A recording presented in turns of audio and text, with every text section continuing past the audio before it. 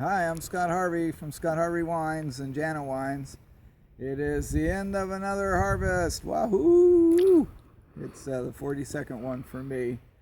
This harvest ended last week for us. We pressed out the last tank today, and so we're done. This is probably the second to the earliest harvest that we've had. Last year's harvest finished January 26th, this one about October 5th. So it's a harvest that is very much affected by the drought. This time very much so in both Napa Valley and Amador County. Last year Napa wasn't as affected because of its irrigation systems, where Amador was down about 40%. This year Amador, especially the Barbera, was down 60% because this drought just continued.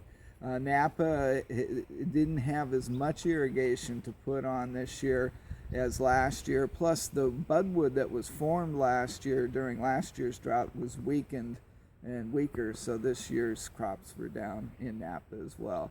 That's producing wines that have more extraction, because you have fewer berries per acre of land, and so you have more concentration of flavors.